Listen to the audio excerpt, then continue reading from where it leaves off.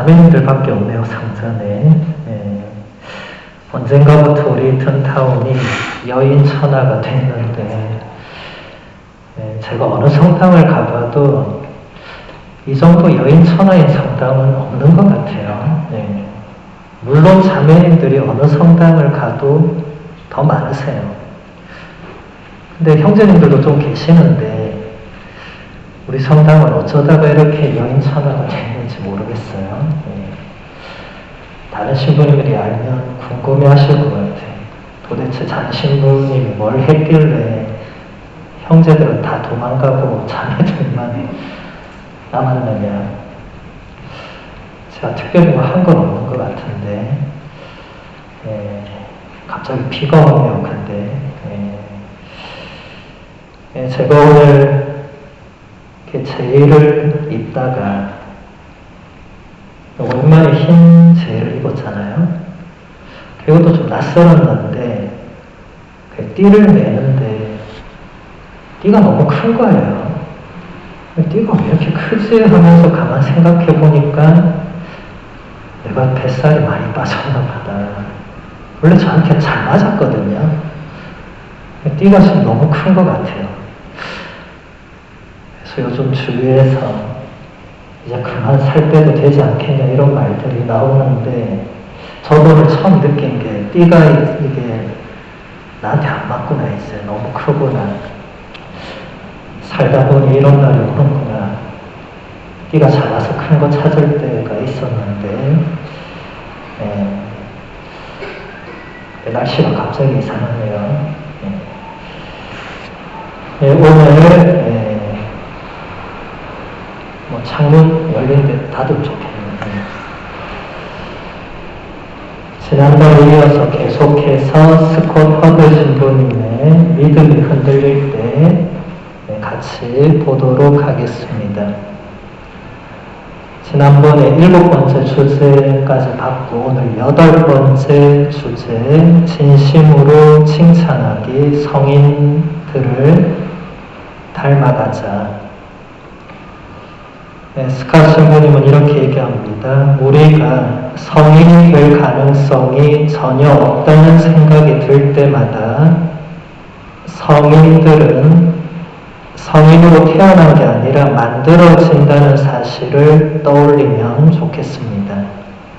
하느님께서 성인으로 만들어주신 사람들 중에는 첫 발을 내딛고서도 갈 길이 멀었던 사람도 많습니다. 우리에게도 희망이 있다는 증거입니다. 그들이 성인이 되었다면 우리도 될 수 있습니다. 베네딕토 16세 교황님은 성인들의 인간적인 또 영적인 경험들을 볼 때 거룩함이란 보통 사람들에게 불가능한 목표가 아닙니다 라고 말했습니다. 죄인도 성인이 되려는 희망을 품을 수 있으므로 이 세상에 구원받을 수 없는 죄인은 없습니다. 조금 다르게 표현해 보자면 모든 성인에게는 과거가 있고 모든 죄인에게는 미래가 있습니다. 어제 제가 이 자리에서 강론을 하면서 프란치스코 교황님의 권고 기뻐하고 즐거워하여라 한 부분들을 소개했었죠. 그 권고가 바로 성덕으로의 그 부르심, 우리가 받은 그 소명에 대해서 누구나 성인이 될 수 있다, 이제 이 얘기인데 오늘 똑같은 주제예요, 신기하게도. 근데 오늘 스캇 신부님은 베네딕토 교황님의 말씀을 인용해서 성인들이 겪었던 인간적인 경험, 또 영적인 경험들을 볼 때 거룩함은 보통 사람들에게 불가능한 목표가 아니다. 여러분들이 알고 있는 성인, 성녀들만 하더라도 그분들이 처음부터 그렇게 거룩하게만 사셨던 것은 아니다. 작년에 여러분 그 랭캐스터의 그 뮤지컬 성극 보러 가신 분들은 그 다윗의 일생을 아주 현실감 있게 보셨을 건데, 이스라엘의 가장 위대한 왕이었던, 지금 성인이죠. 성인이신 다윗 왕도 그 인간적인 부족함과 죄로 볼 때는 우리보다 훨씬 더한 죄를 저질렀고, 그런데도 성인이 되었고 다윗의 후손 가운데서 예수님이 탄생하셨죠. 그러니까 우리가 포기해서는 안 된다. 성인 성녀가 우리가 될 수 없다는 그런 막연한 스스로 자포자기해서는 안 된다.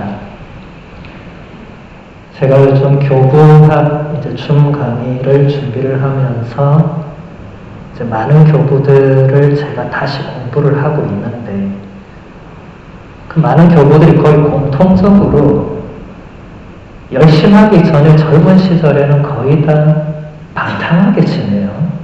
젊은 시절에는 이렇게 잘 안 됐던 것 같아요, 뭔가가. 한두 명이 아니고 거의 다 그래요, 거의 다. 그래서 제가 공부를 하면서 이 위대한 성인들도 정말 예수님을 깊이 만나고 정말 자신의 뭔가 사명을 깨닫기 전에는 인간적으로 부족하고 나약한 모습들을 그대로 가지고 있었고, 또 이분들은 그것을 숨기거나 그러지 않았습니다. 있는 그대로 자신이 이렇게 부족했었던 것. 그렇지만 하느님의 은총으로 내가 이렇게 변했다고. 이게 우리에게 희망이 되는 그런 메시지다. 계속 본문을 보면 예수님께서는 당신과 함께하는 삶과 당신 없이 사는 삶을 친히 비교해 주신 적이 있습니다. 예수님은 우리가 당신 안에 머무르면 좋은 열매를 맺고 하느님을 영광스럽게 하지만 당신 안에 머무르지 않으면 말라 죽는다고 강조하셨습니다. 예수님께 대한 믿음이 없으면 삶의 목표와 충만함은 우리에게서 멀어지고 우리의 삶은 방향을 잃어버리고 무질서하게 되어버립니다. 지금 스캇 신부님이 얘기하신 이 부분은 요한복음서 15장을 말합니다. 거기서 예수님께서 나는 포도나무고 너희는 가지다 라고 하시면서, 가지가 포도나무에 붙어있지 않으면 다 말라버리고 그래서 불에 던져져서 태워버리고, 근데 끝까지 포도나무에 붙어있는 가지들은 좋은 열매를 맺는다고 그 부분을 인용을 하신 거죠. 많은 성인 성녀들과 교부들도 자신이 철없던 시절, 방탕했던 시절에 왜 그랬는가를 돌아보니까 예수 그리스도라는 존재를 믿지 않았고 예수 그리스도가 없었고, 그러니까 예수라는 분과 함께 살지 않았을 때 그렇게 무질서했고 죄를 지었고 자유를 남용했고 그런 길을 가게 됐다는 것입니다. 근데 예수 그리스도를 만나게 되었고 알게 되었고 사랑하게 되었고 그분의 사랑을 받고 나서부터는 달라지게 되었다는 것이죠. 그래서 우리도 예수 그리스도와 함께하는 삶을 살아간다면 희망이 있다는 겁니다. 아무리 우리가 죄가 많고 부족하고 하더라도 우리 중에 죄 없는 사람은 없습니다. 아무도 나는 죄 없다 이렇게 할 수가 없습니다. 프란치스코 교황님도 나는 죄 없다 이렇게 한 번도 하지 않잖아요. 오히려 그분은 나는 죄인 중에 죄인입니다 이런 표현을 쓰지, 나는 죄 없다, 너희는 죄가 많다 이렇게 안 한단 말이죠. 그럼에도 불구하고 성인 성녀가 될 수 있다고 그분이 말씀하시는 이유는 예수 그리스도라는 분이 계시기 때문에, 그분이 언제나 우리를 받아주시고 용서해 주시기 때문에 가능하다는 거죠. 그래서 그 다음 주제가 바로 짐을 버리기, 고해성사를 통해서 믿음을 다져나가자. 성 요한 바오로 2세 교황님은 이렇게 말했습니다. 우리가 죄인이라는 사실을 잊어버릴 때 우리는 예수님이 필요하다는 사실도 잊어버립니다. 우리가 예수님이 필요하다는 사실을 잊어버릴 때 우리는 모든 것을 잃어버리게 됩니다. 여기에 이런 말을 덧붙일 수 있겠습니다. 예수님이 필요하다는 사실을 우리가 잊어버린다면 우리의 믿음도 사라지고 말 것입니다. 요한 바오로 2세 교황님의 예리한 통찰입니다. 우리가 죄인이라는 사실을 잊을 때 우리는 예수님이 필요하다는 사실을 잊어버리게 된다. 오늘날 많은 신자들이 하고 있는 고민이, 제가 이렇게 들어보면 신부님 저의 죄가 뭔지 모르겠어요, 이런 고민을 많이 하더라고요. 크게 죄 지은 게 없다는 거예요. 내가 주일 미사를 빠지지도 않았고, 내가 누구를 죽이지도 않았고, 말로 죽이지도 않았고, 속이지도 않았고, 그냥 적절하게 살고 있는 것 같은데 판공이라고도 고해성사 보라고 하니까 아무리 생각해도 죄가 없는데, 이제 이런 분들이 늘어나고 있어요. 지금 요한 바오로 교황님이 그런 분들을 향해서 얘기하는 겁니다.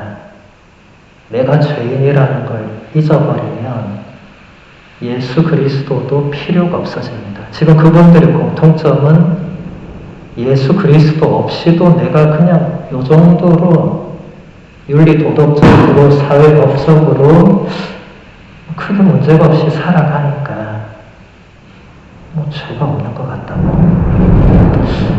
그게 좀 위험한 생각이죠. 우리는 예수님이 필요하다는 것을 인정해야 되는데 점점 이렇게 자신에 대해서 뭔가 무뎌지고 자신에 대한 성찰을 소홀히 하다 보면 이제 죄의식이 점점 사라지게 되죠. 죄의식과 죄책감을 구별할 줄 알아야 됩니다.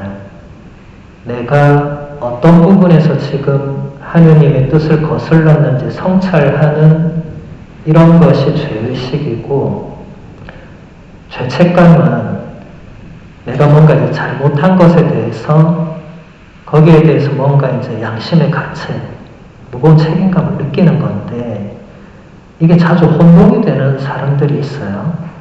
그리고 이제 죄책감을 자꾸 크게 가지는 건 좋지 않다고 요즘 현대의 영성가들이 얘기를 하다 보니까 사람들이 이것을 죄의식을 갖지 않아도 된다, 이런 해석으로 가는 경향이 있는 것 같아요. 요즘 제가 보면 구별을 해야 됩니다. 과도한 죄책감은 좋지 않습니다. 사소한 잘못을 지었는데 나는 용서받지 못해, 나는 안 돼, 나는 죽어서 마땅해, 뭐 이런 식으로 가는 경우가 있어요. 그거는 좋지 않습니다. 그런데 이 반대쪽도 지금 좋지 않은 거예요. 나는 별 죄가 없는 것 같은데, 저 친구는 죄가 많은 것 같지만 나는 이 정도 괜찮은 것 같은데, 이것도 문제가 있는 겁니다. 그래서 여러분 참 영성생활이라는 게 쉽지가 않아요. 그래서 영적 지도자도 필요하고 여러분의 그 영적인 상태를 보는 것을 도와주는 사람도 필요합니다. 제가 얼마 전에 신앙 단상을 하면서 이 부분을 조금 얘기를 했는데, 사실 지금 우리 가톨릭 교회에 이런 영적 지도 시스템이 거의 없습니다. 사실은 이제 본당 신부님이 여러분의 영적 지도자인데, 여러분이 본당 신부님에게 영적 지도를 개인적으로 받아본 적이 별로 없을 거예요. 그런 시스템이 따로 없기 때문에. 이제 필요하면 면담을 신청하고 이렇게 하지만, 어떤 경우는 본당 신부님 와서 떠날 때까지 단 한 번도 면담도 하지 않고, 왜냐하면 별로 큰 면담거리가 없으니까. 여러분 생각할 때 면담은 무슨 큰일 나야 하는 걸로 생각을 하잖아요.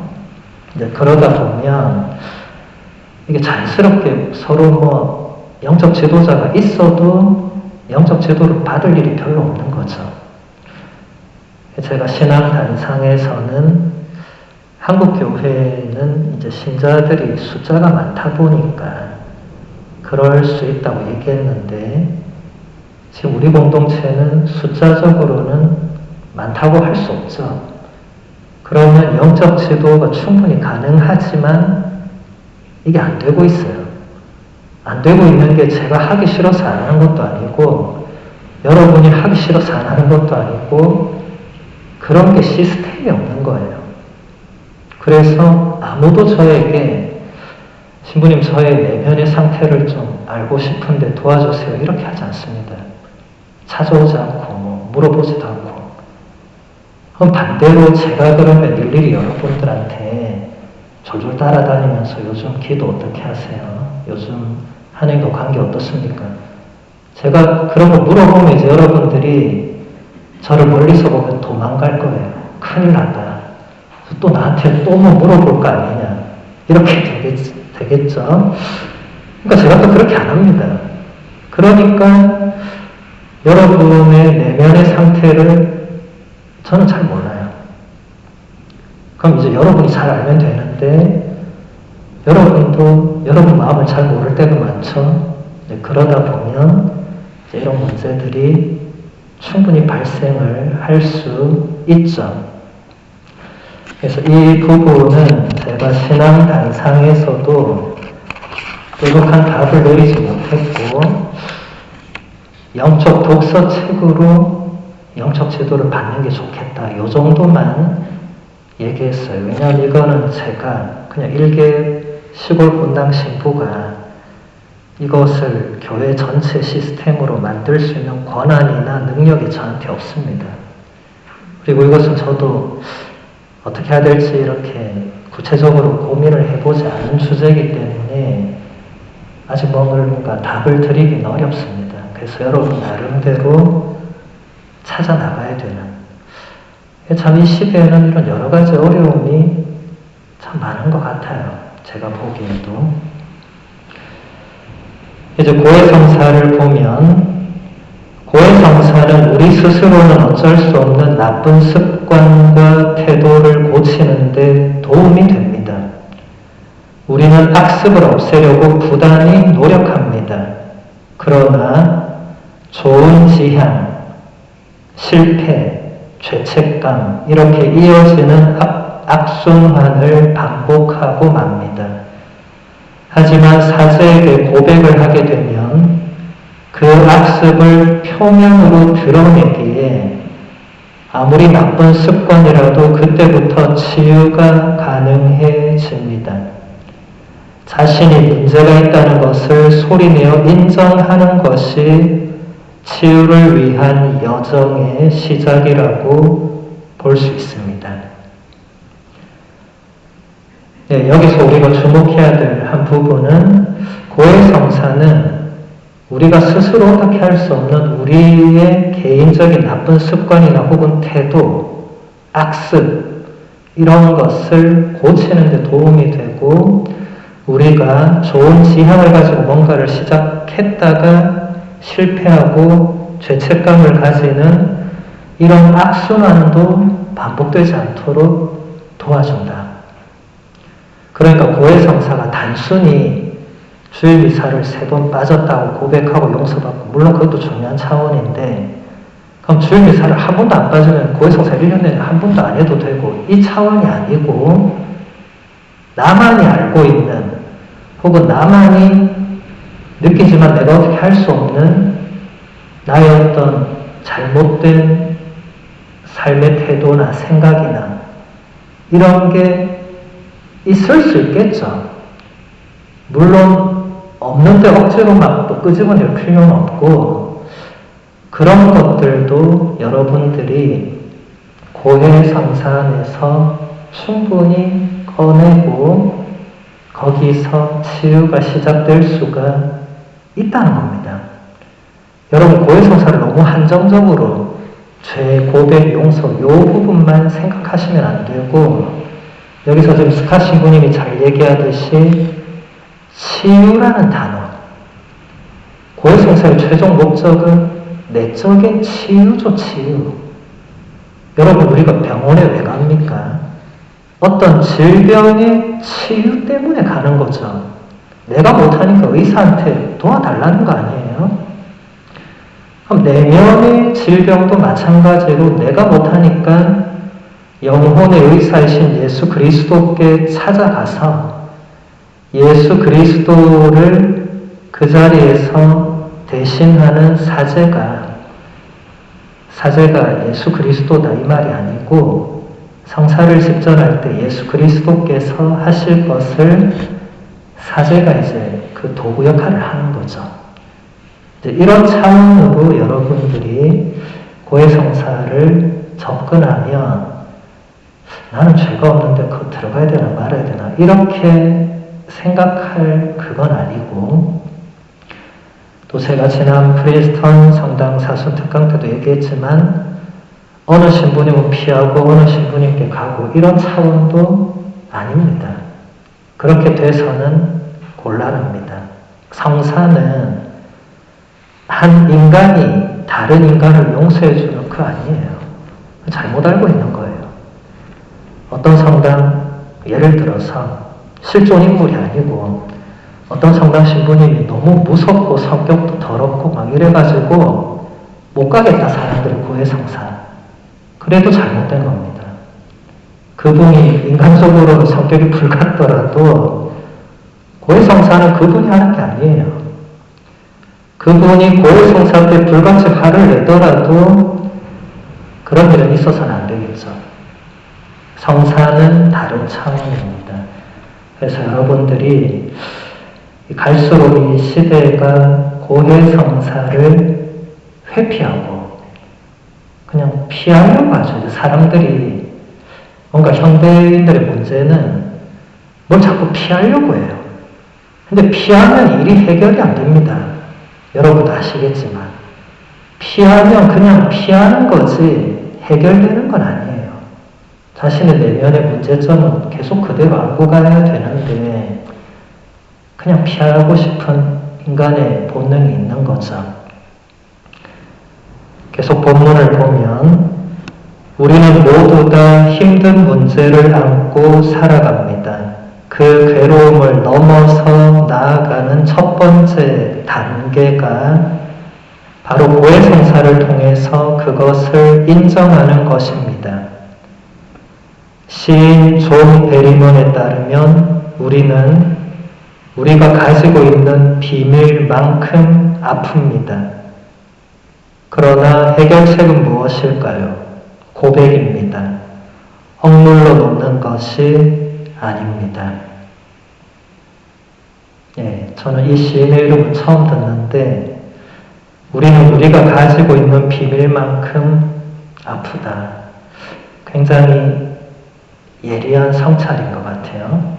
그래서 여러분들이 고해소가 아니어도 다른 누군가에게 자신의 뭔가 내면의 그런 어려움들이나 이런 거를 얘기할 수 있다면 굳이 고해소를 안 찾아도 됩니다.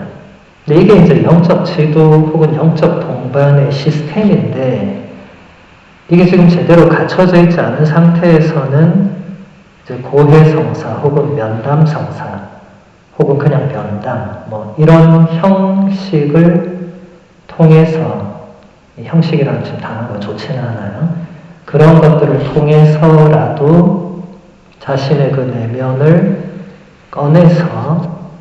꺼내는 순간부터 사실 치유는 시작이 됩니다. 근데 안 꺼내고 계속 자기가 가지고 있으면 이 시인의 말처럼 혼자 계속 고통을 받아야 되는 거죠. 네. 누구나 다 물론 힘겨움을 안고 살아가지만 이런 가톨릭 교회 안에 어떤 좋은 영적 지도 이런 게 있는데도 이게 안 되고 있다는 것은 안타까운 일입니다. 저도 이번에 신앙단상 그 영적 지도 부분을 하면서 다른 것도 참 지금 급한 게 많지만 이 부분이 참 급하구나 이 생각을 새삼 하게 됐어요. 제가 우리 본당에 온 지 2년이 됐는데 아무도 저를 찾아오지 않아요. 그러니까 이게 뭔가 그 찾아오면 문제가 있다 이렇게 생각하는 것도 이게 뭔가 좋은 방향은 아니고 사실 본당의 사제가 상주하게 있는 것은 신자들이 언제든지 찾을 수 있기 위해서 여기 사는 거예요. 안 그러면 여기 안 살아도 됩니다. 저 어디 딴 데 살고 미사 때만 와서 미사 들고 다시 저 어디 가면 되잖아요. 안 찾으면. 근데 언제든지 찾아야 되니까 여기 있는 거거든요. 사제가 본당에 사제관에. 근데 아무도 안 찾아오면 제가 여기를 이제 그냥 지키는 사람처럼 되어버리는 거죠. 누군가 건물은 또 지켜야 되니까. 근데 그것은 본질적인 건 아니죠. 이 부분은 제가 다시 고민을 하게끔 만드는, 그래서 우리 교회가 이 부분을 예전에 어떻게 했는가를 제가 좀 찾아봐야 될 것 같아요. 좀 이번 줌 강의가 좀 끝나고 지금 제가 그것 때문에 다른 주제를 좀 지금 연구를 할 틈이 없어요. 그게 좀 끝나면 이 부분에 대해서 좀 논의를 해보고 다른 사제들과 좀 얘기도 나눠보고 해야 될 것 같아요. 이게 너무 안 되고 있는 것 같아요. 우리 본당뿐만이 아니고 다른 본당도 제가 보기에 상황은 비슷한 것 같습니다. 오늘날 우리 신자들이 자신이 겪고 있는 어떤 어려움이나 내면의 어떤 문제나 아픔이나 좋지 않은 습관이나 이런 것을 사제에게 들고 오지 않으면 어디 들고 가는지는 잘 모르겠지만 다른 데 들고 가서 잘 해결된다면 다행인데 그게 그렇게 안 된다면 더 큰 문제가 발생할 수도 있고 또 아예 안 들고 다닌다면 본인이 계속 가지고 있다는 거니까 그 또한 본인이 계속 아파야 되니까 이것도 뭔가 문제가 있는 거죠.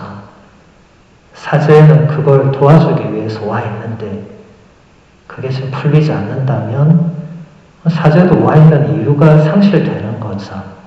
그래서 이 부분은 저에게도 지금 많은 고민거리를 주고 있습니다. 그래서 우리 다음 주제는 5월 달에 지금 또 넘어가서면 지금 다음 주제 또 가기에는 시간이 너무 그렇고 5월에 계속해서 그 다음 주제 보도록 하겠습니다. 오늘은 여기서 마무리하겠습니다.